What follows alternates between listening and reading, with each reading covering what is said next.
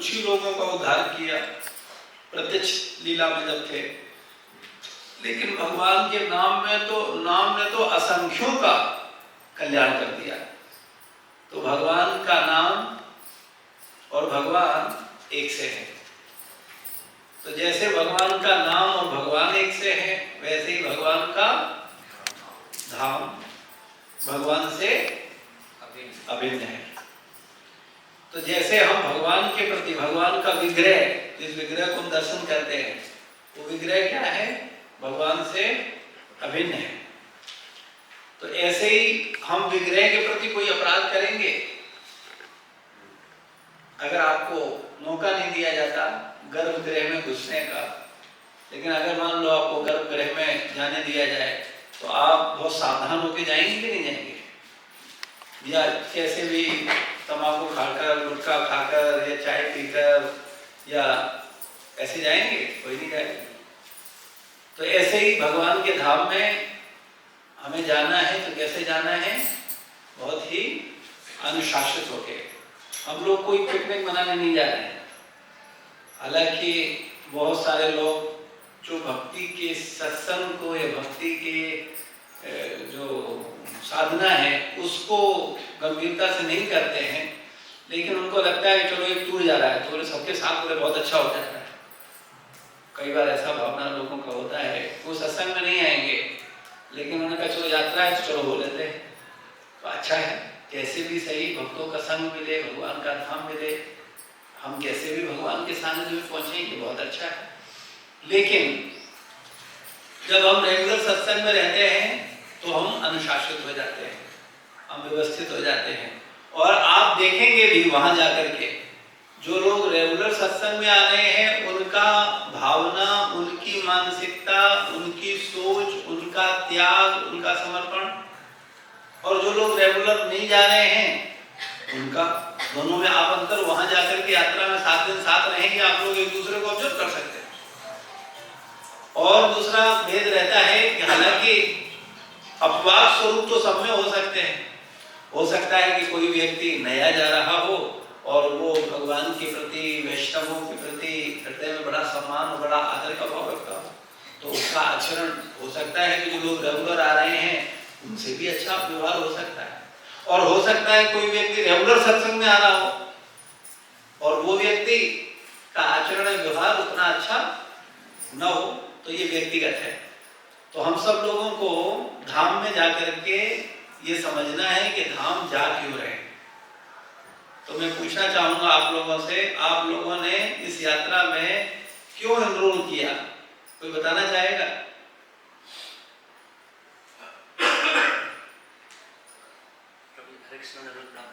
तो जी मैं ये चाहता हूँ कि मेरा ज़्यादा से ज़्यादा समय मैं गुरु के सानिध्य में बिता पाऊँ और कुछ और सीखने को मिले। वैष्णवों के साथ, भक्तों के साथ हम अपना ज़्यादा समय बिता पाए। ठीक है, और कोई क्यों जा रहे हैं आप? प्रभु जी। हाँ, एक्चुअली वैसे तो मैं पहले भी गया हूँ, लेकिन क्या होता नॉर्मली हम लोग को इतनी नॉलेज नहीं है भगवान के धाम के बारे में, भगवान के विशेष स्थलों के बारे में जानकारी। तो अगर गुरु महाराज और बाकी सारे लोग बहुत अच्छे वैष्णव तो वो उनको बहुत बेहतर तरीके से बता पाएंगे और हमारी जो भक्ति भगवान के प्रति वो ज़्यादा बेहतर हो पाएगी। वेरी गुड, बिल्कुल सही, ठीक है। और आप प्रभु जी, आपका जी आपका शुभ नाम? राजेंद्र जी। मेरी वाइफ जा रही, मैं नहीं जा रहा। अच्छा, आप भी जा रहे हैं। आपकी पत्नी माता जी कौन है? आप जा रहे हैं जी, आप बताएं। भक्तों का संग मिलेगा। आप रेगुलर क्लास में आते हैं? गीता क्लास में, सत्संग में आ रहे हैं? ठीक है। आप नहीं आते? क्यों? लेट हो जाता है। अच्छा, कोई बात नहीं, ठीक है। हालांकि हमने कई ऐसे पति देखे हैं जिनमें एक पीछे बैठा हुआ पति ऐसे ही था एक जमाने में, वो अपनी पत्नी को छोड़ जाता था और बाहर से ही बाहर चला जाता। बोले नहीं, मैं इसी चक्कर में नहीं फंसूंगा। कहाँ तुम लोग बात छोड़ के लेकिन अभी बहुत जिम्मेदारी के साथ सेवाओं को कर रहे हैं, खूब प्रचार कर रहे हैं, खूब आनंद ले रहे हैं। क्योंकि जब तक हम नहीं समझते, देखो होता क्या, जब तक हम पास में आएंगे नहीं, साथ आएंगे नहीं, तो क्या होता है, हम दूर से कुछ भी धारणाएं बनाए रखते हैं। अरे ये बाबा लोग भी ऐसा है, ये साधु लोग भी, कोई कहता है व्यापार करते हैं, कोई कहता है अरे ये सब तमाशा है, कोई कहता है, अलग अलग हर व्यक्ति अपने अपने मन में कोई धारणा बना के रखता है। जैसे आपके विषय में कोई भी धारणा रख सकता हूँ, लेकिन जब मैं आपके साथ रहूंगा, आपके साथ सेवा करूंगा और 1 साल 2 साल 4 साल 5 साल 6 साल तो समझ में आ ही जाता है, छुट्टा थोड़े नहीं। तो जब हम सब लोगों के साथ मिलकर के सेवा करते हैं तो हम एक दूसरे को पहचानते हैं और फिर हमारा भावना जुड़ता है और हम लोग समझ पाते हैं एक दूसरे को कि हम लोग किस भावना से क्या कर रहे हैं। तो हमारा निवेदन है कि आप सब लोग चल रहे हैं, ये बहुत अच्छा है, लेकिन धाम में जा रहे हैं, हम धाम की सेवा करने हैं। हम लोगों को ऐसा नहीं सोचना है कि हम वहाँ कंफर्ट जोन में रहने जा रहे हैं। कई बार लोग पहुँचते ही क्या बोलते हैं, भाई हमारा चाबी दे मेरा रूम का, कहाँ है इतनी देर हो गई, तो चाबी नहीं दे रहे हो तुम लोग हमको, ठीक है। तो कुछ शिकायत करेंगे, अरे अपनों को दे दिया, देखो सब लोगों ने, देखो क्या हो रहा है, और हमारा कोई ध्यान नहीं रख रहा है। लेकिन हम लोग देखेंगे कि जो सेवा करने वाले भक्त हैं वही लोग पूरी जिम्मेदारी के साथ सब कुछ कर रहे हैं। इस यात्रा को ऑर्गेनाइज करना, इसको व्यवस्थित करना आसान नहीं है। अभी अगर एक भक्त को हम सेवा केवल इतनी दें कि इतने सब लोगों से पैसे कलेक्ट कर लो, तो बस इतने में ही उसको चीजें आ जाएंगी। केवल इतनी सेवा, कुछ इसमें कोई ज्यादा नहीं है कि भाई यात्रा में जा रहे हैं, आप इन सब लोगों को फोन करके जरा जो अमाउंट है वो कलेक्ट कर लो, इसी में आप लोग परेशान हो जाओगे। कोई कहेगा कैश दे दें, कोई कहेगा फोन ट्रांसफर कर दें, अच्छा हम कल आ रहे हैं, कहाँ मिलोगे बताओ, ले लो, बताओ कैसे मिलेंगे। प्रभु जी फॉर्म तो कलेक्ट नहीं हो पा रहा, इतना लोगों से कह रहे हैं प्रभु जी फॉर्म देना, वो तो कलेक्ट नहीं हो पा रहा। प्रभु जी पैसा तो बहुत बड़ी बात है। हाँ, तो जब सेवा भक्त करते हैं ना तब हमें समझ आता है। और ये लोग तो सेवा करके कलेक्ट ही नहीं कर रहे हैं, आप लोगों के प्रसाद से लेकर के, बसेस से लेकर के, होटल से लेकर के, आपके रूम से लेकर के, ये भी आपकी तरह ही हैं, ये भी आपकी तरह पैसे भी दे रहे हैं, सेवा भी कर रहे हैं और जिम्मेदारी भी उठा रहे हैं। पिछली बार देख रहे थे प्रभु जी लोग इतने अच्छे से सेवा कर रहे थे कि सबको प्रसाद खिलाना और सारा व्यवस्था इतने अच्छे से देख रहे थे। हाँ, लेकिन प्रभु लोगों को खराब नहीं करना चाहिए ऐसा बोलकर। हम लोगों में बड़ी समस्या है, हम लोग एक दूसरे का ग्लोरिफिकेशन करके उन्हें खराब कर देते हैं। ये कोई अच्छे थे नहीं, इन्हें अच्छा बनाया गया है। ये बात बहुत समझने की जरूरी है। ये बात हम भूल जाते हैं और हम क्या करते हैं, एक दूसरे का झूठा ग्लोरिफिकेशन करके एक दूसरे को खराब कर देते हैं। ये सबसे बड़ी भूल है। आज के समय में सब एक ही मानसिकता के हैं, जो ध्यान पूर्वक गुरु साधु शास्त्र की बात को सुनते हैं, समझते हैं और अनुशासित होकर के जीवन जीते हैं, फिर उनका जीवन अलग स्तर का दिखता है। एक समर्पित व्यक्ति अलग दिखेगा, उसका व्यवहार, उसका समर्पण, उसकी सेवा, उसकी भावनाएं, उसका प्रेम अलग दिखेगा। आप देख पाएंगे और आप भी बता पाएंगे, भले ही आपको एबीसीडी नहीं पता हो, लेकिन आप व्यक्ति की बातचीत, उसका उठना बैठना, सेवा करने के भाव से ही बता देंगे ये व्यक्ति गुरु के प्रति इसका प्रेम सच्चा है। और बोले चाहे कतई ना, लेकिन आप ये भी जान जाते हैं कि ये दिखा तो बहुत रहा है, लेकिन वास्तव में इसके अंदर वो भाव है नहीं। पहचानते हो आप लोग नहीं पहचानते? तो जब आप लोग पहचानते हो तो क्या गुरु भगवान नहीं जानते? लेकिन गुरु और भगवान की एक सबसे अच्छी खासियत है कि वो हमारे दोष नहीं देखते, क्योंकि जिस दिन भगवान और गुरु दोष देखने लगेंगे हमारे, तो फिर हमारा कहाँ ठिकाना रहेगा, फिर हम कहाँ जाएंगे? क्योंकि हम लोग तो दोषों से भरे हुए हैं। वो तो गुरुजनों की कृपा है कि उन्होंने हमें अपना रखा है। तो हम लोग धाम में जा रहे हैं, पहला भाव हमारा रहे कि हम सेवा करने जा रहे हैं, और हम जितनी अच्छी सेवा करेंगे, हम 7 दिन के लिए जा रहे हैं, ब्रज धाम में जा रहे हैं, तप करने जा रहे हैं। तपस्या समझते हैं? तपस्या का मतलब क्या है, कोई बताएगा?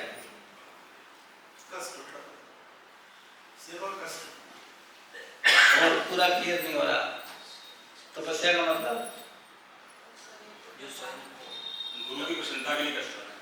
हाँ, गुरु और कृष्ण की प्रसन्नता के लिए स्वेच्छा से कष्ट उठाना।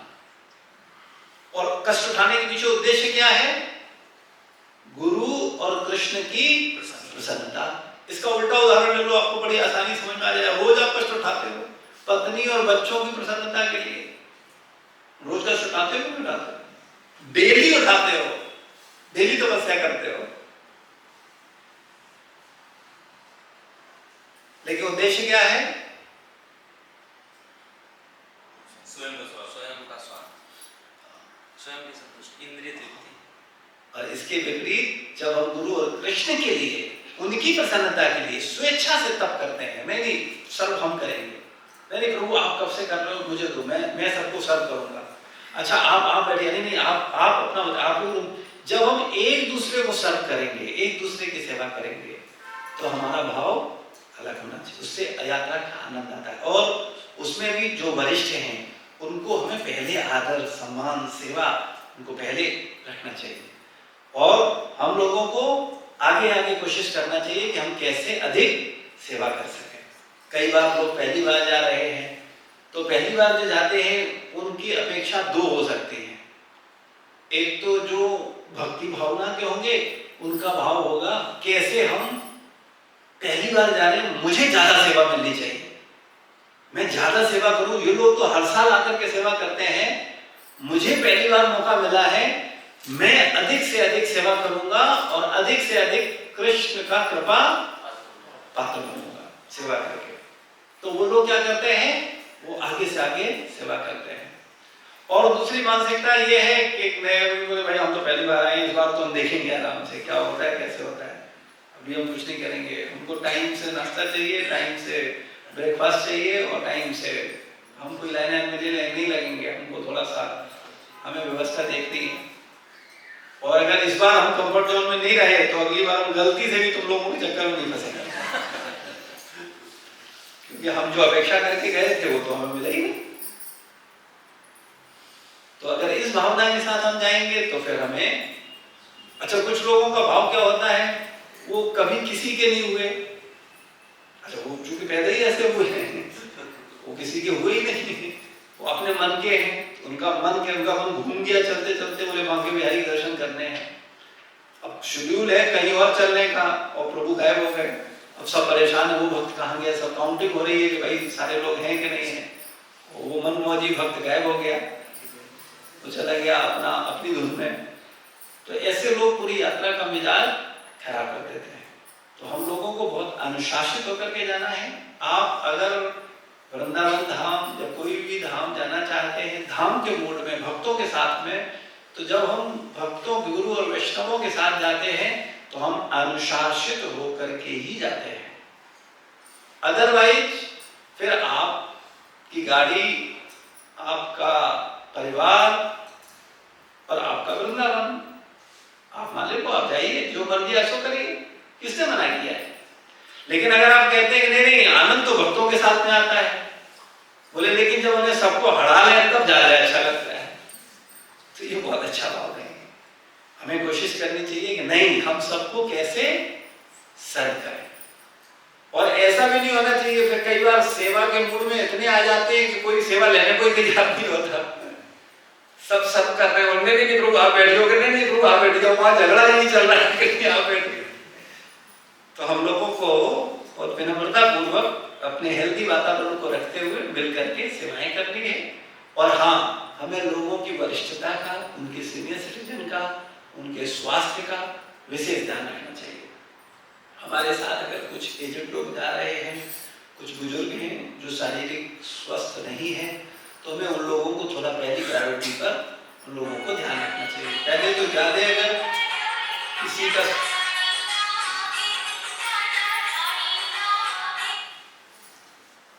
साइलेंट मोड पे सब लोगों को क्लास में हमेशा फोन रखना चाहिए।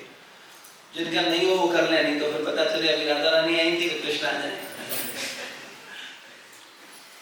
तो हम लोगों को सब यात्रा में जो लोग जा रहे हैं उन सब का ध्यान रखना चाहिए और उन सब लोगों को चेतना देनी चाहिए कि नहीं भाई लोग को इस तरीके से चलेंगे। अच्छा ऐसा भी है, कई बार जब हम यात्रा में जाते हैं तो अलग अलग मानसिकता के लोग होते हैं। कुछ लोग होंगे जो बड़ा गुणगान कर रहे होंगे और बड़ा धन्यवाद दे रहे होंगे, स्वाभाविक है। और कुछ लोग होंगे जो केवल शिकायत कर रहे होंगे, देखा तुमने उसने ऐसा किया, देखो उसने ये तो बिल्कुल ठीक नहीं है, ये तो बिल्कुल ठीक नहीं चल रहा है। कुछ लोग इतने ईर्ष्यालु हो जाते हैं कि मतलब वो यात्रा के वापस आते आते बहुत परेशान हो जाते हैं।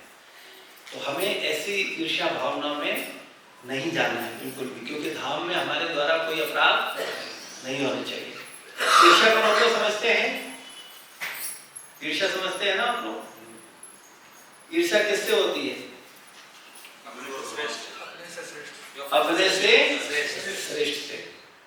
कोई हमसे श्रेष्ठ हो तो उससे हमें बहुत ईर्ष्या हो जाती है। तो हम लोगों को ईर्ष्या से अपने को बचाना है, जिससे कि हम अपने मनोभाव को सही भाव में स्थित रख सकें। और धाम जाने के 10 अपराध हैं, जिन अपराधों से बच करके हमें धाम में सेवा करनी होती है। जैसे नाम जब करते हो आप लोग, तो हम लोग रोज नाम अपराध पढ़ते हैं, है ना, 10 नाम अपराध। ऐसे ही जैसे नाम अपराध है, वैसे ही धाम अपराध है। तो आप में से कितने लोगों को धाम अपराध नहीं पता है? बहुत लोगों को नहीं पता है। तो ठीक है, आज हम लोग पहले आपको धाम में जाने से पहले धाम के अपराध बताते हैं। पहला अपराध है पवित्र तीर्थ स्थानों के महत्व को प्रकट करने वाले गुरु की अवज्ञा तथा अपमान करना। जो आपको धाम के विषय में बता रहे हैं, जो धाम की महिमा बता रहे हैं, जो धाम में लेकर के जा रहे हैं, आप उनके आदेशों का क्या कर रहे हैं? उल्लंघन कर रहे हैं और उनका अपमान कर रहे हैं, निंदा कर रहे हैं। तो ये क्या है? किसके प्रति अपराध है? धाम के प्रति अपराध। और दूसरा वैष्णव अपराध है। हम लोगों को इससे बचना चाहिए, क्योंकि धाम में हम लोग कोई शिमला की तरह नहीं जा रहे हैं। जैसे कोई व्यक्ति जाता है, घूमने जा रहा है, ऊटी जा रहा है, मनाली जा रहा है, शिमला जा रहा है, वो एक अलग भाव है, जा सकता है। लेकिन अगर हम धाम में जा रहे हैं तो हम उस चेतना के साथ जाएं कि हमारे द्वारा कोई गलती, अपराध न बने। दूसरा अपराध है ऐसा मानना कि पवित्र तीर्थ स्थान अनित्य हैं, या ऐसा सोचना कि ये धाम वृंदावन और लखनऊ में कोई अंतर नहीं है। अरे इधर भी जिला है, उधर भी जिला है, ये मथुरा जिला हो गया, ये हो गया, या लखनऊ कमिश्नरी हो गई, उधर मथुरा हो गया। तो ऐसा भाव रखना कोई अच्छा नहीं है। तीर्थ स्थान को अनित्य मानना है, ये नित्य नहीं है। भगवान का नाम कैसा है? नित्य है कि नहीं है? भगवान नित्य है या नित्य है? और भगवान का नाम, भगवान का धाम, वो भी नित्य है। लेकिन अगर उसे भौतिक बुद्धि से देखेंगे तो हमें वो अनित्य नजर आएगा। तीसरा, तीर्थ स्थानों में रहने वाले लोगों पर अथवा वहां पर आए हुए यात्रियों पर जोर जबरदस्ती करना अथवा उन्हें सामान्य संसारी व्यक्ति मानना। वृंदावन धाम भगवान का घर है, वहां जो भी है वो भगवान की मर्जी से है कि नहीं है? अच्छा मुझे एक बात बताओ, तुम्हारे घर में तुम्हारी मर्जी के बिना कोई जा सकता है? तो भगवान की मर्जी के बिना भगवान के घर में, भगवान धाम में कोई जा सकता है?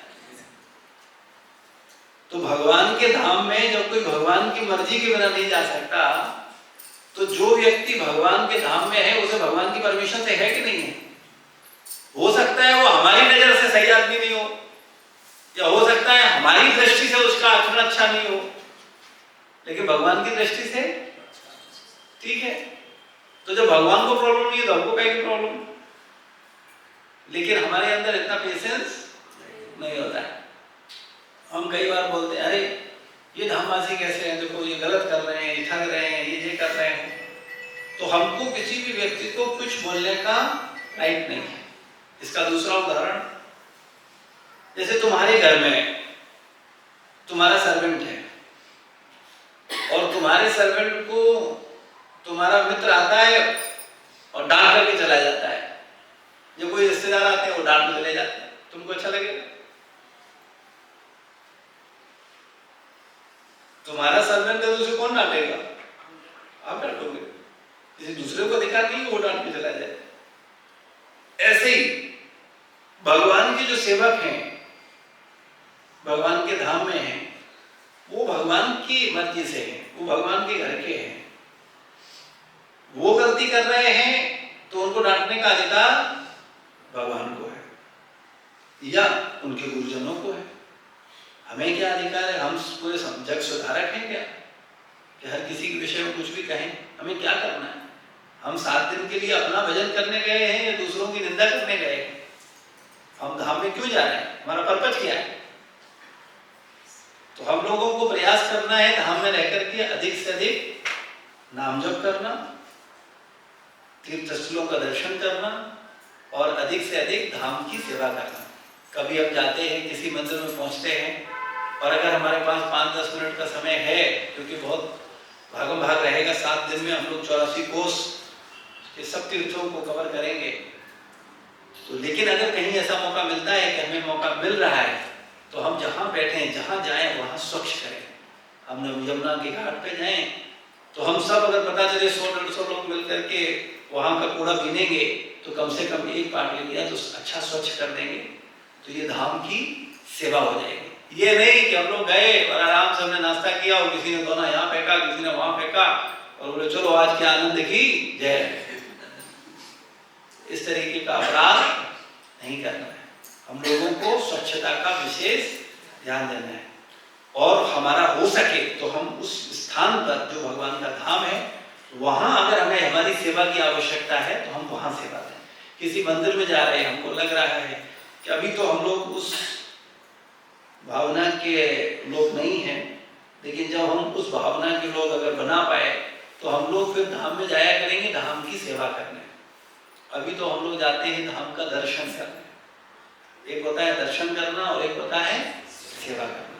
तो सेवा करने में भाव ये होता है कि हम इस धाम में जा रहे हैं, इस मंदिर में जा रहे हैं, तो यहाँ क्या स्वच्छता करें, उसका मार्जन करें, उसको स्वच्छ करें, पेंट करें या उसको कुछ सेवा करें। देखो जब हम सेवा करेंगे ना तब ठाकुर जी की कृपा मिलेगी।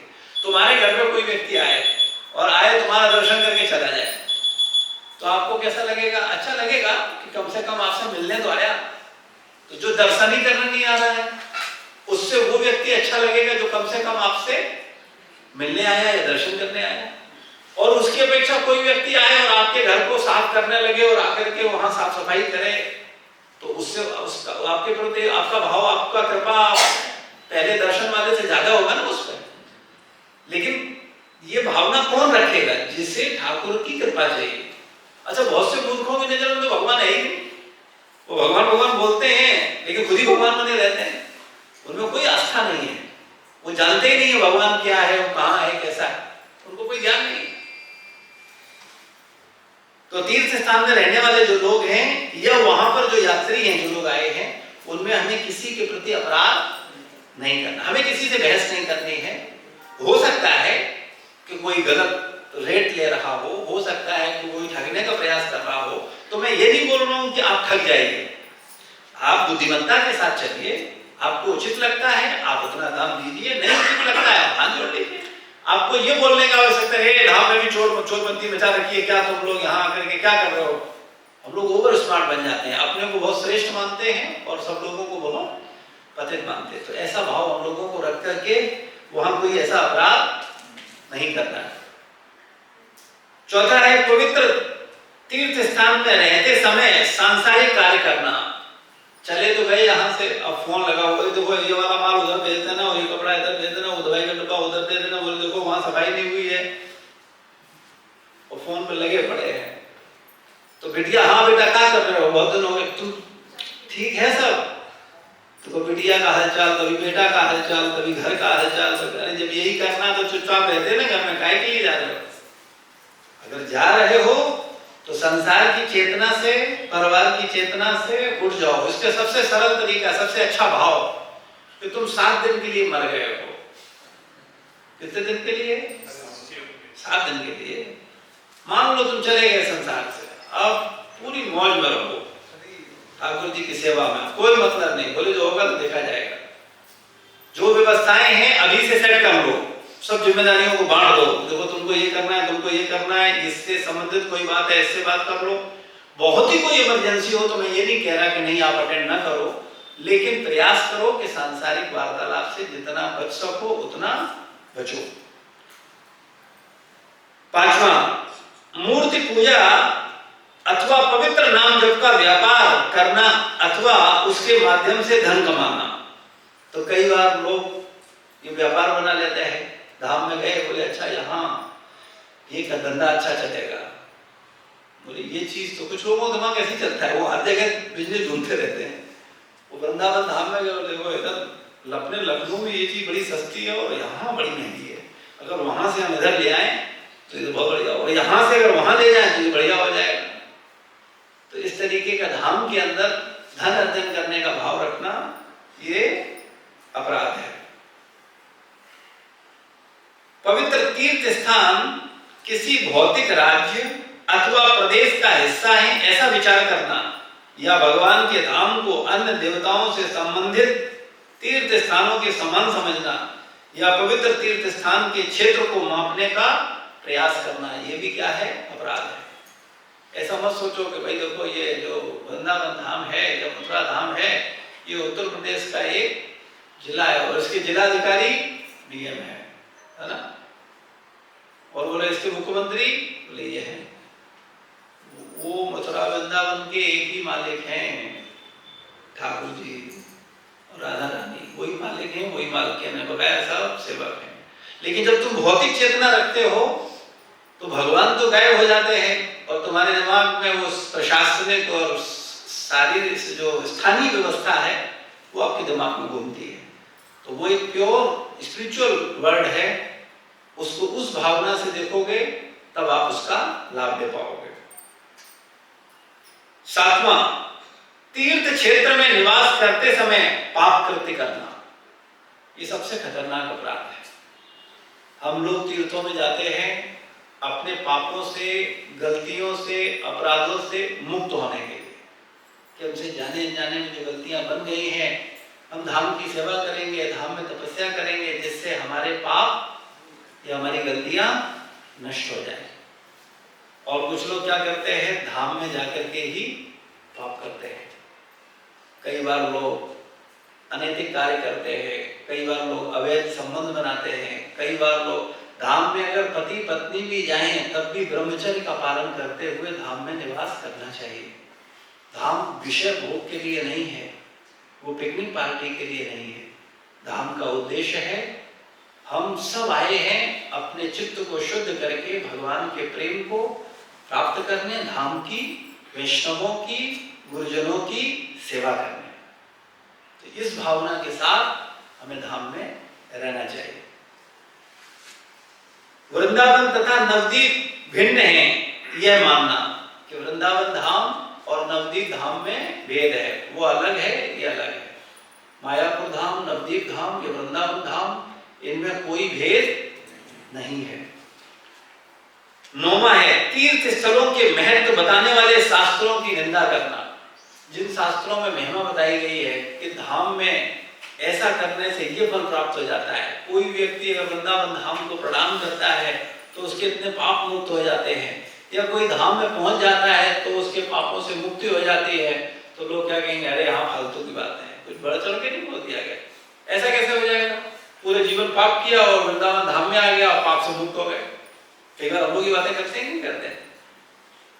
और शास्त्र में कुछ लिखा है तो हम शास्त्र से भी ऊपर हो जाते हैं और हम कहीं ना कहीं शास्त्र के आदेशों का उल्लंघन कर देते हैं, तो ये अपराध है।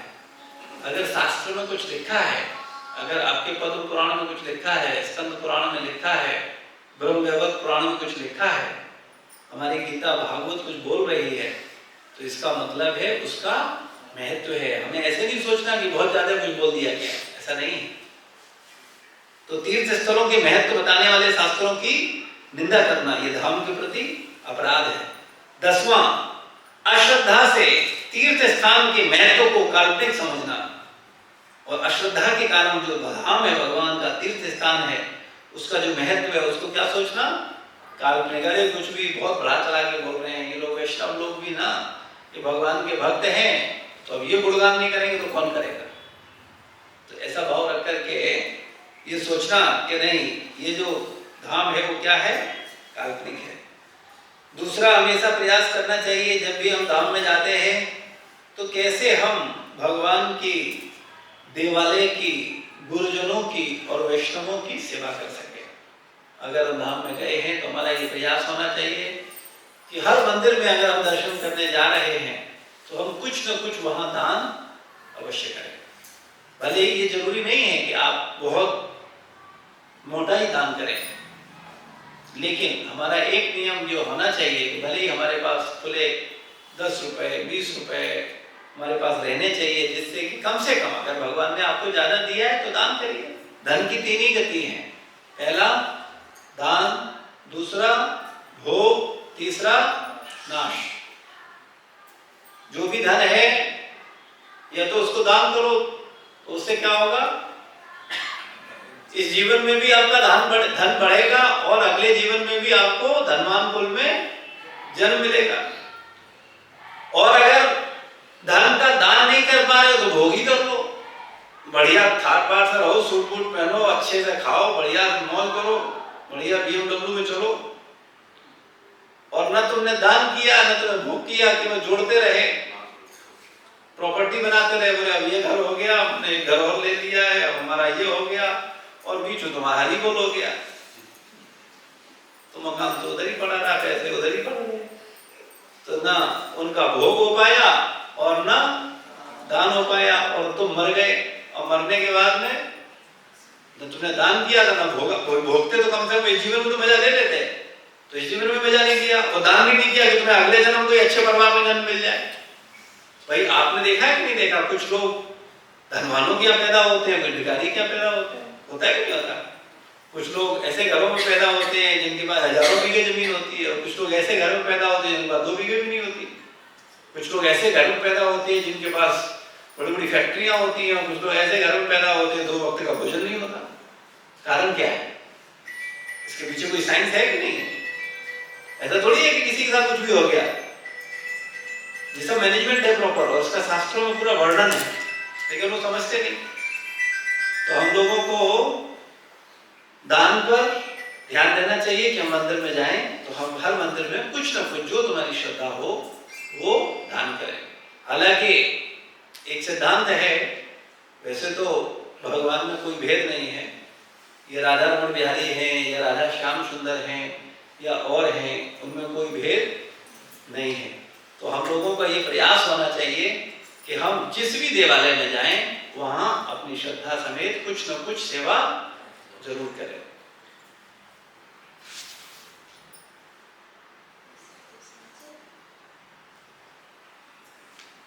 तो ये 10 धाम अपराधों से बचना चाहिए।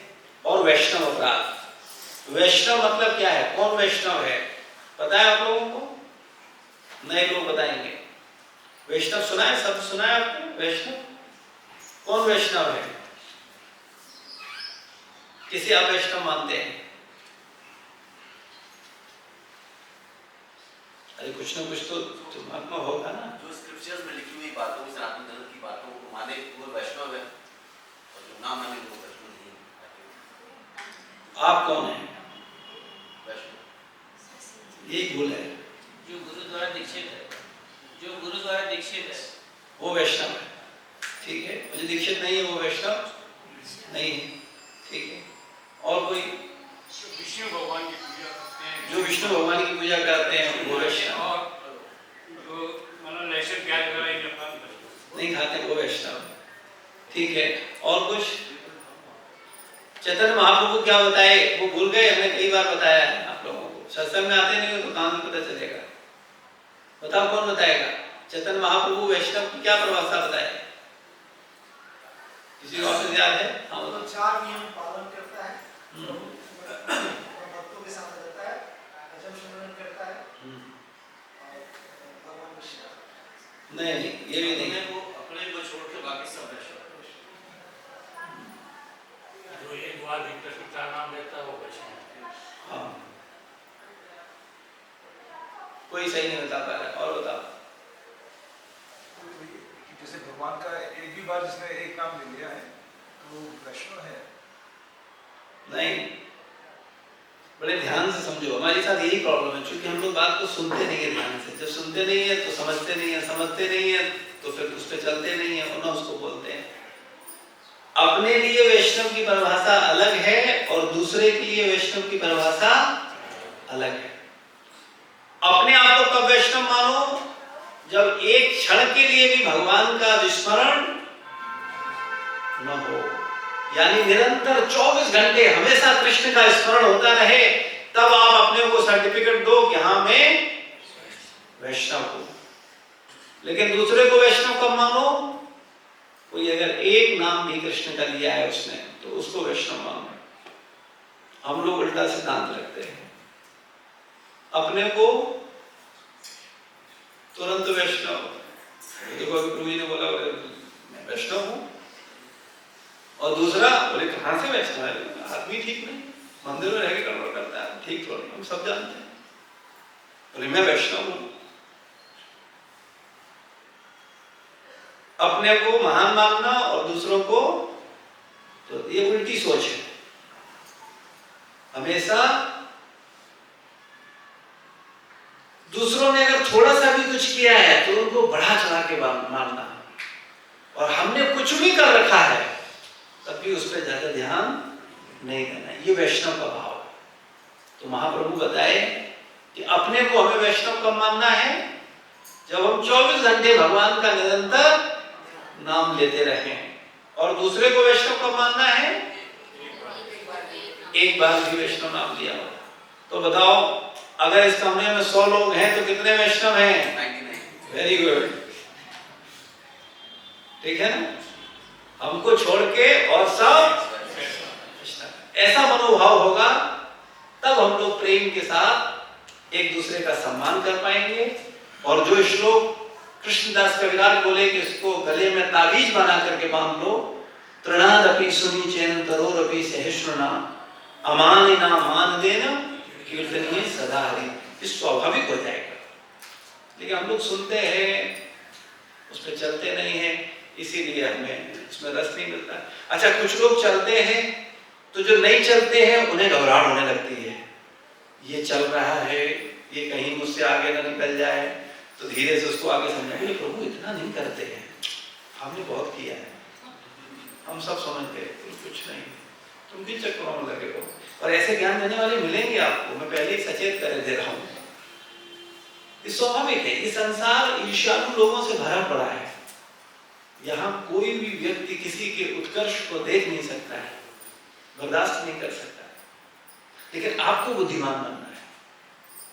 आपका उद्देश्य क्या है?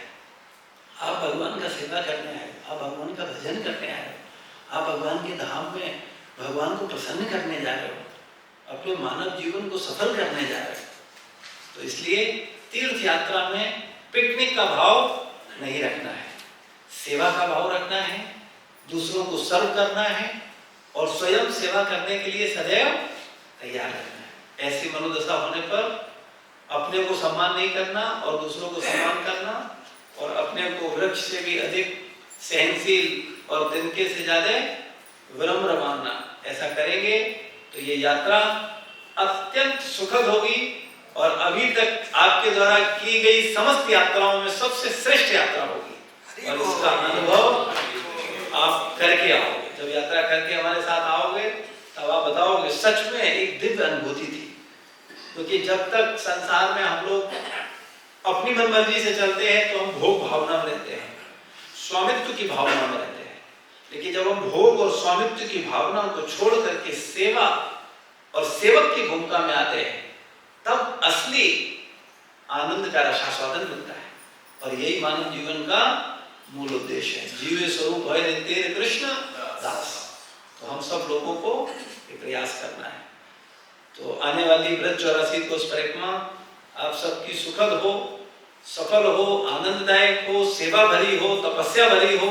इसके लिए हम श्रील प्रभुपाद जी, गुरु महाराज प्रभुपाद जी, गौर निताई और श्री श्री राधा रमन बिहारी जी से प्रार्थना करते हैं कि वो आपको शक्ति दें, जिससे आप एक अच्छे तपस्वी और अच्छे साधक के रूप में आप यात्रा करके सफल होकर वापस आओ। हरे कृष्णा कृष्णा कृष्णा हरे हरे, हरे राम राम राम हरे हरे। कोई प्रश्न है, कोई जिज्ञासा है यात्रा से संबंधित तो निसंकोच पूछ सकते हैं। एक और बात थी, चूंकि हम लोगों को बहुत टाइम का ध्यान रखना होगा। अगर लीडर्स मैसेज डालेंगे ग्रुप में, एक व्हाट्सएप ग्रुप बना दिया जाएगा आप लोगों का, तो आप लोगों को बार बार अपना व्हाट्सएप ग्रुप चेक करते रहना है। कोई भी लेटेस्ट अपडेट होगा तुरंत उस पर आ जाएगा, आपको कंफ्यूजन नहीं। और जो सेवादार हैं उनमें प्रॉपर सेवा दी जाए, और जिसकी सेवा दी जाए उसका उत्तरदायित्व होगा कि उसने मैसेज क्यों नहीं डाला। ये नहीं उन्होंने डाल दिया, उन्होंने डाल दिया, उन्होंने डाल दिया, नहीं, एक व्यक्ति की सेवा होगी कि वो मैसेज सेवा ही डालेगा। हर कार्यक्रम का उसको सबको सूचना देना है। पहले तो शेड्यूल पहले से डिसाइड होगा कि आज हम लोग यहाँ जा रहे हैं, और अगर हम लोग का टाइम दिया कि हम लोग 4 बजे जा रहे हैं तो 4 बजे सब लोग अपनी अपनी गाड़ियों में बैठ जाएंगे, और उसके बाद हम लोग फटाफट दर्शन करके शाम को वापस आ जाएंगे। और जब दर्शन कर रहे हैं तो दर्शन करते हुए ये नहीं पता चला कि कोई माता जी एक मंदिर की 3 परिक्रमा कर रही हैं, है ना, ऐसा होता है कई बार, ठीक है ना, वो स्वतः सब पहुंच जाते हैं लेकिन वही गड़बड़ करते हैं, या कोई प्रभु ऐसा हो जाते हैं। तो हम लोगों को ऐसा ध्यान नहीं रखना है, हमें भगवान की सेवा के साथ साथ भक्तों की सुविधा का भी ध्यान रखना है। हमें फटाफट दर्शन करने हैं, फटाफट वहां जो सेवा करनी है वो करनी है, और उसके बाद सब भक्तों के साथ तुरंत फटाफट गाड़ी में बैठना है, जिससे कि हम अगले गंतव्य पर फटाफट पहुंच सकें। हम अभी तक इस बार हम लोग बहुत कम लोग जा रहे हैं, पहली बार, है ना। पिछली बार हम लोग कितने लोग गए थे? 225 लोग थे पिछली बार। उससे पिछली बार भी हम लोग 250 लोग करीब गए थे। इस बार ये 84 कोस का रखा, क्योंकि 84 कोस 7 दिन का है, तो 7 दिन का समय निकालना सबके लिए थोड़ा मुश्किल होता है, क्योंकि ऑफिस में उसमें टाइम निकालना बड़ा मुश्किल होता है। हम लोग वैसे 3 दिन की यात्रा लेकर के जाते हैं हमेशा हर कार्तिक मास में, लेकिन इस बार हमारी इच्छा थी कि हर भक्त को कम से कम 84 कोस के जितने मूल स्थान है वो सब दर्शन हो जाए। तो अब लेकिन इच्छा होने से नहीं होता है, जिसको ठाकुर जी घर किसका है? ठाकुर जी का है। उन्हें बहुत से लोग रिजेक्ट कर दिए। अभी हमसे अमृता प्रभु कह रहे थे, बोले पुराने लोग कोई नहीं जा रहे हैं, तो बहुत अच्छी बात है। हमने ठाकुर भाई जिसे ठाकुर जी चाहेंगे वो जाएगा, जिसे नहीं चाहेंगे वो कैसे जाएगा? उनका घर है, उनकी मर्जी है, वो वहां पहुंचेगा जिसको जाना है। जिसको बुलाएंगी राधा रानी वो जाएगा, जिससे सेवा लेंगी वो सेवा करेगा। अब ये मंदिर बन रहा है, निर्माण हो रहा है, इसमें सब सेवा कर पा रहे हैं? नहीं, भगवान जिसे चाहते हैं वो कर रहा है, जिसे नहीं चाहते वो नहीं कर रहा। हाँ, तो किसी का प्रश्न था जी? प्रभु जी किस समय निकलना होगा और आने का क्या टाइम? हाँ, हम लोग किस व्हाट्सएप पे अभी शेड्यूल बनाया नहीं है। हम लोग सोच रहे थे छोटी गाड़ियों से हम लोग चलेंगे, जिससे कि हम लोग आसानी से जल्दी बैठें। बड़ी बसेज में क्या होता है, जैसे मान लो 60-70 लोगों का बस है, तो पता चला 60-70 लोग घुस रहे हैं, निकल रहे हैं, तो बैठ रहे हो, निकलने में ही काफी टाइम हो जाता है।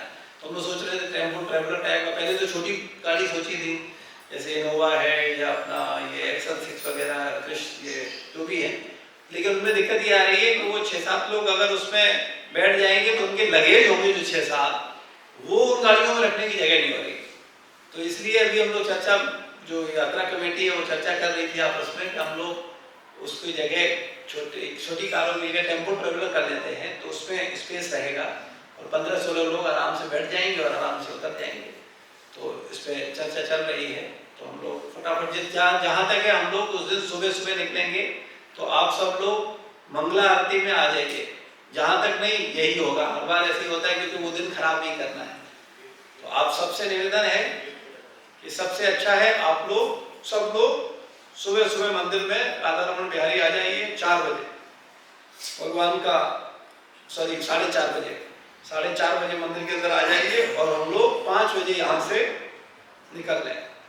आरती का आनंद लीजिए, और जब तक आरती होगी तब तक आधे घंटे के अंदर सारे लोग एकत्रित हो जाएंगे, और गाड़ियां वगैरह सब यहाँ रहेंगी, उसमें फटाफट लगेज रखो और हम लोग निकल जाएंगे, और वहां से लौट के आएंगे तो फिर मंदिर में आ जाएंगे। हाँ, अगर मान लो हम लोगों का यात्रा मार्ग तेलीबाग से होता हुआ आलमबाग और ये अपना एक्सप्रेस वे रहेगा, उस बीच में किसी का घर है, आलमबाग चौराहा किसी को पास में पड़ता है, तो आलमबाग चौराहे में मिल जाए, उसको वहां से ले लिया जाएगा, और लौटते में आएंगे तो हम लोग उनको वहां उतार देंगे।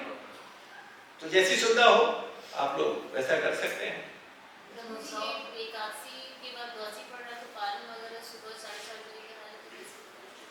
एकादशी के लिए पारण का सबसे सरल तरीका आपको बताया, जगन्नाथ जी के चावल से हम लोग व्रत खोलते हैं, ठीक है, तो वो आप खोल लीजिएगा। और रहा सवाल जो आपको ले जा रहे हैं, खिलाने की जिम्मेदारी उनकी है, भूखा रखेंगे नहीं वो आपको। तो घर वाला रात में एकादशी खूब बनाओ, और अगले दिन आके द्वादशी को सबको खिलवाओ, 70-80 लोगों को, जितने तुम्हारे साथ जा रहे हैं सबको।